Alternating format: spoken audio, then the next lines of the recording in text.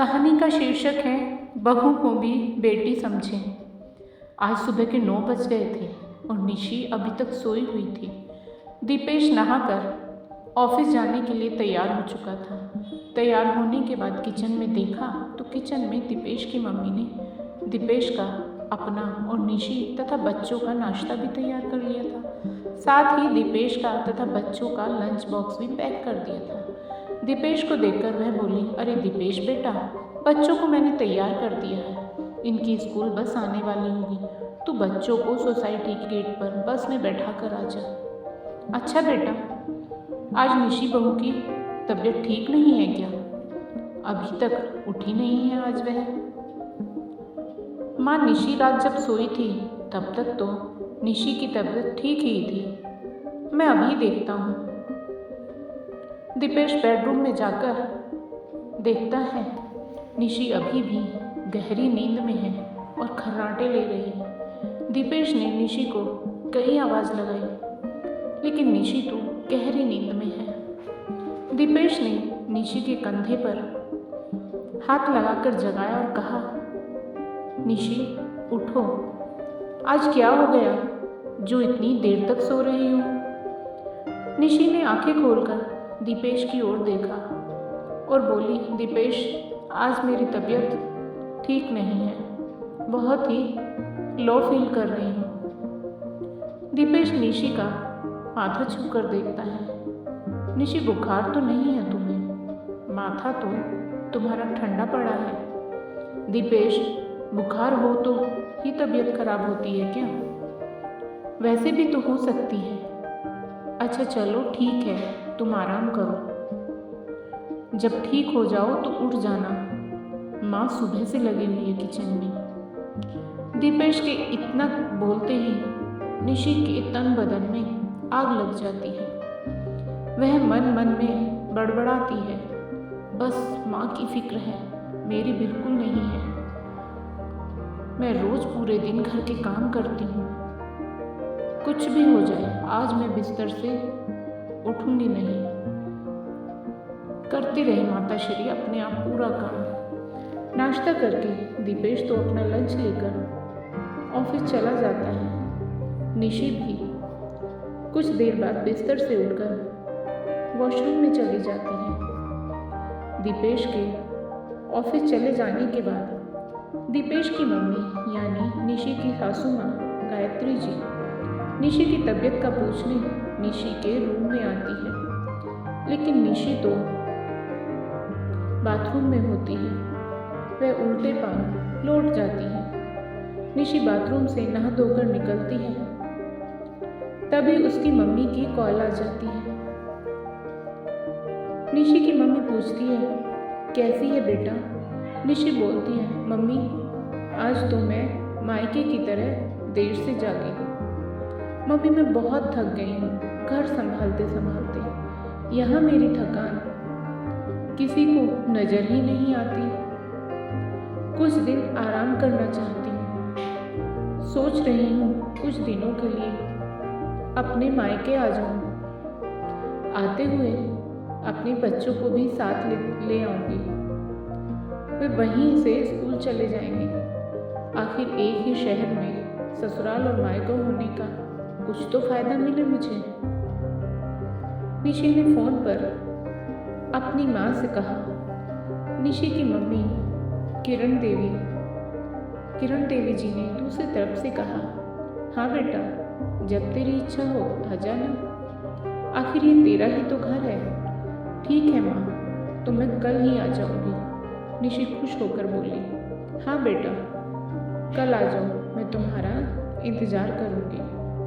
अभी मैं फ़ोन रखती हूँ, मुझे मंदिर जाना है। किरण जी ने फ़ोन रख दिया और सीधे किचन में गई। किचन में खाना बना रही बहू से बोली, अरे सुगंधा सुनो, कल तुम्हारी ननद आ रही है। आज बाज़ार जाकर फल सब्जी और मिठाइयाँ लेकर आना। बेचारी मेरी बेटी ससुराल में नौकरों की तरह काम करती है और उस पर कोई ध्यान ही नहीं देता। यहाँ आएगी, कुछ दिन रहेगी तो उसका मन और तबीयत अच्छी रहेंगे। सास के मुंह से ऐसी बातें सुनकर सुगंधा का चेहरा उतर गया। वह मन ही मन सोचने लगी, काश आपको मेरी थकावट भी नजर आती। मैं भी दिन रात काम में लगी रहती हूँ। झाड़ू पोछा, बर्तन, खाना बनाना, मार्केट जाना और हर वह काम करती हूँ जिससे हमारे परिवार वालों को कोई दिक्कत ना हो।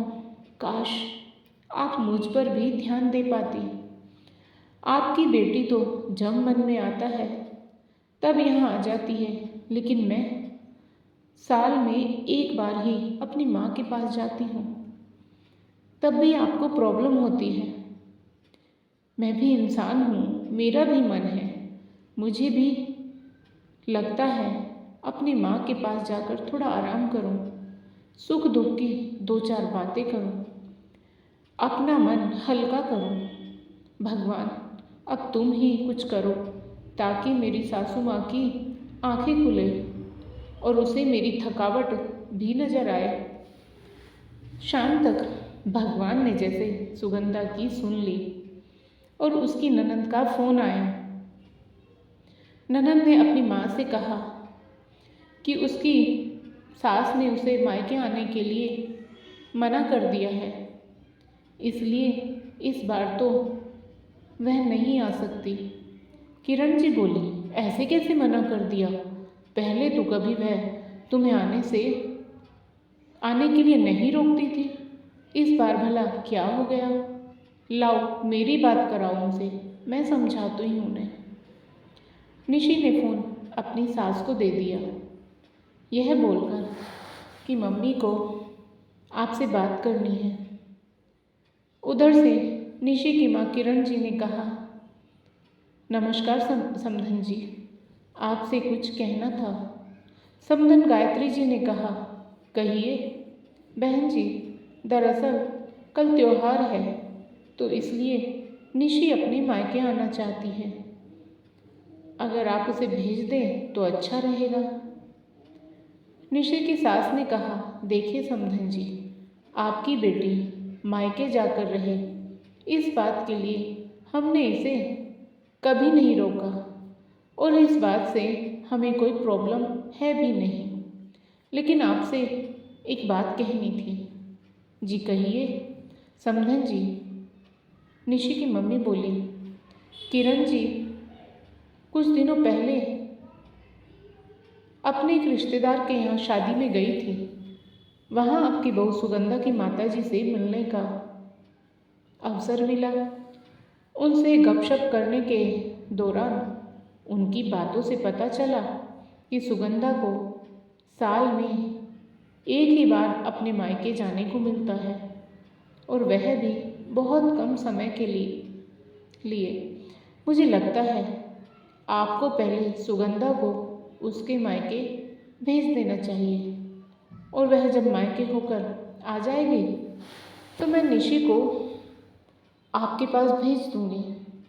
एक बहुत ज़रूरी बात जो मुझे लगता है आपको समझ लेनी चाहिए कि आपको अपनी बहू को भी बेटी की तरह या बेटी से ज़्यादा प्यार देना चाहिए। उसे भी मायके जाने की इच्छा होती होगी।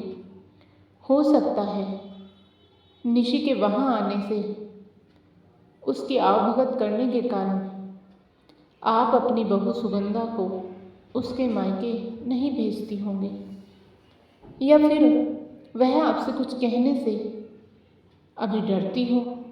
अगर आप उसको घर में ही कैद रखेंगी तो एक दिन ऐसा आएगा जब वह आपके खिलाफ बोलने लगेगी, फिर वह आपकी सुनेगी भी नहीं और जब चाहे तब अपने मायके जाएगी।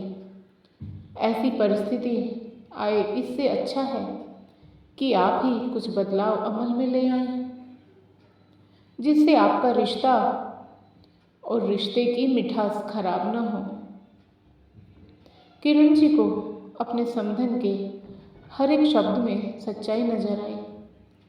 उन्हें महसूस हुआ कि उन्होंने अपनी बेटी के प्यार में अंधे होकर कभी भी अपनी बहू के मन का विचार तो किया ही नहीं। उन्होंने हमेशा ही अपनी बेटी को अपनी बहू से ऊपर रखा। दूसरी तरफ निशी भी अपनी भाभी के बारे में हो रही इस बातचीत को सुन रही थी।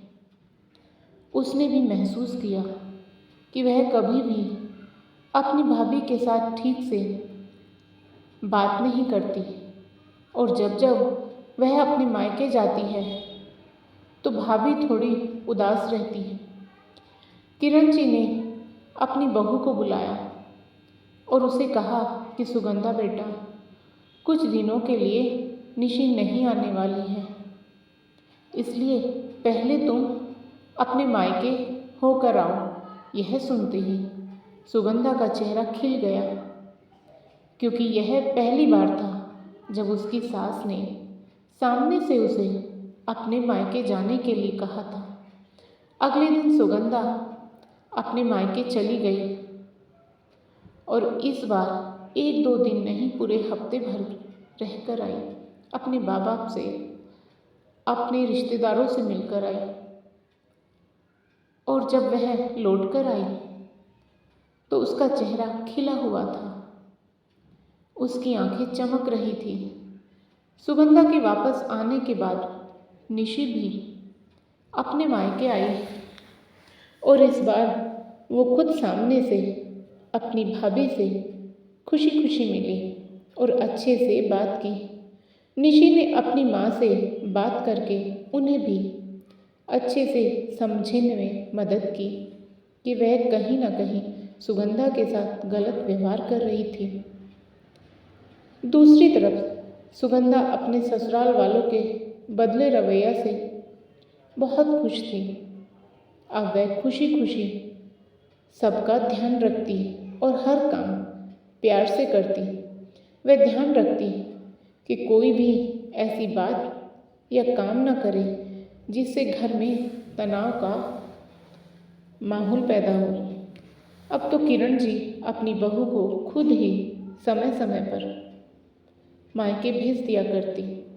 एक छोटे से बदलाव ने सास बहू और भाभी ननद के बीच की कड़वाहट को दूर कर दिया और रिश्तों को और भी ज़्यादा मीठा और मजबूत कर दिया। दोस्तों, कैसी लगी आपको यह कहानी? यदि आपको यह कहानी पसंद आई हो तो कहानी को लाइक करें, शेयर करें, साथ ही चैनल को सब्सक्राइब करें। फिर मिलेंगे दोस्तों एक और नई कहानी को लेकर। तब तक हंसते मुस्कुराते रहो, खुश रहो। राधे राधे दोस्तों।